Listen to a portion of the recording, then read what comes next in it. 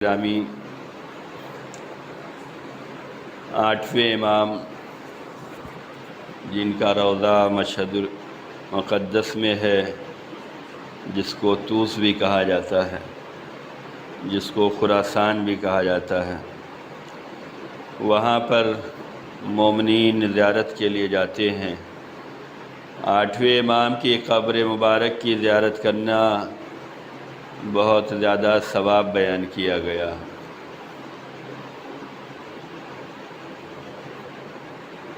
امام کی قبر کی زیارت کا ثواب تمام قبروں کی زیارت سے زیادہ ثواب بیان کیا گیا ہے۔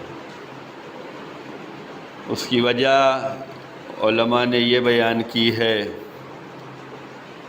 کہ باقی ائمہ معصومین کی جو قبریں ہیں، جو زیارت گاہیں ہیں، وہاں پر فقط وہ لوگ جاتے ہیں جو مسلمان ہیں۔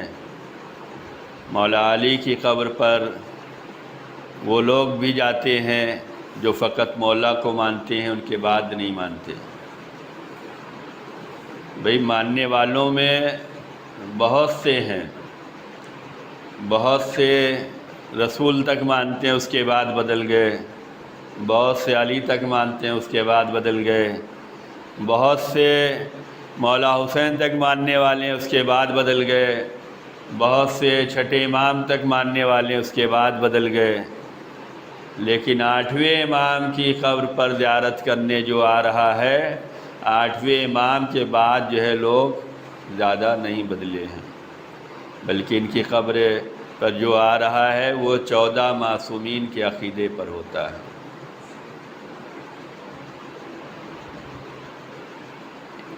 جناب امام علی رضا علیہ السلام کے زمانے میں بھی لوگ تھے جنہوں نے آپ کو نہیں مانا، لیکن اکثریت نے آپ کی امامت کو تسلیم کیا ہے۔ کیوں نہیں ماننا اور کیوں تسلیم کیا؟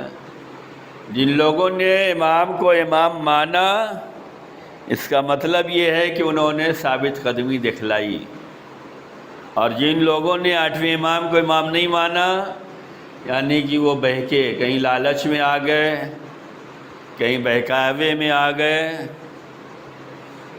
اور وہ الگ ہو گئے۔ ساتویں امام کے اکثر چاہنے والے جو تھے وہ آٹھویں امام کو ماننے کے لیے تیار تھے، اور مانا انہوں نے۔ ان کو قاطعیہ کہا جاتا ہے۔ جو آٹھویں امام کو، ساتویں امام کے بعد آٹھویں امام کو ماننے والے تھے، ان کو قاطعیہ کہا جاتا ہے۔ ہم اور آپ کیا ہیں؟ شیعہ اثنا عشری ہیں، 12 امام کے ماننے والے ہیں۔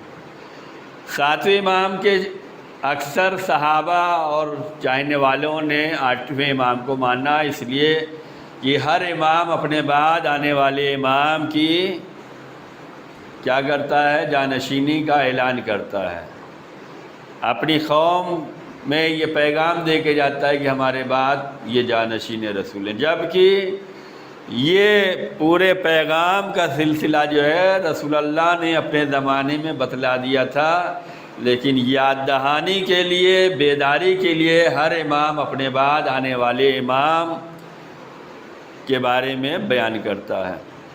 تو ساتویں امام جب دنیا سے جانے لگے، انہوں نے بھی بیان کیا، اور ان کی شہادت کے بعد جو ہے اکثریت نے آپ کو امام مانا، اور کچھ لوگوں نے جو ہے وہیں پہ توقف کیا، وہیں پہ رک گئے، وقف کر لیا، امام کو نہیں مانا۔ اس فرقے کا نام واقفیہ ہے، جو آٹھویں امام کو نہیں مانتے، ساتویں امام تک آ کے رک گئے۔ اچھا، جتنے ہدایت والے ہیں ان کی بھی اپنی دلیلیں ہیں، اور جتنے گمراہ ہونے والے ہیں ان کی بھی اپنی دلیلیں ہیں۔ جو غدیر کے ماننے والے ہیں ان کی دلیل یہ ہے کہ اللہ نے رسول اللہ سے میدان غدیر میں اعلان کروایا ہے، اور جو سقیفہ میں جانے والے ہیں وہ کہتے ہیں رسول نے کسی کو بنایا نہیں تھا، یہ ذمہ داری امت پہ چھوڑ گئے۔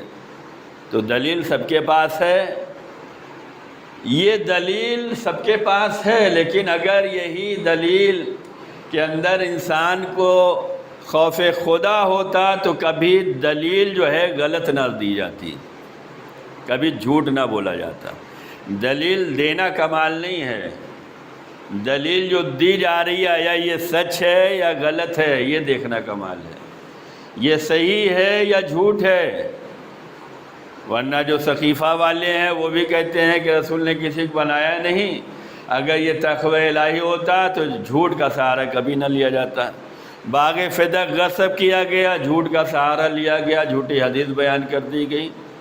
اگر یہ تقوی الہی ہوتا تو جھوٹ نہیں بولا جاتا، جھوٹ کا سہارا ہی نہیں لیا جاتا۔ تو ہر ایک کی اپنی اپنی دلیل ہے۔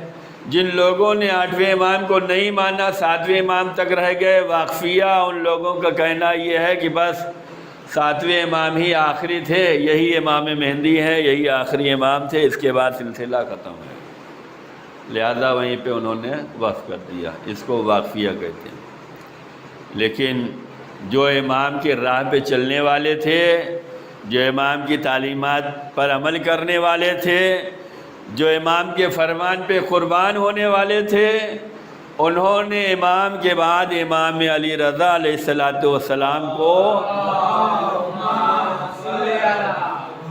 امام اور جانشین رسول اور معصوم جانا، رہبر جانا، اور انہوں نے امام کو جو ہے قبول کیا، ان کی امامت کو قبول کیا۔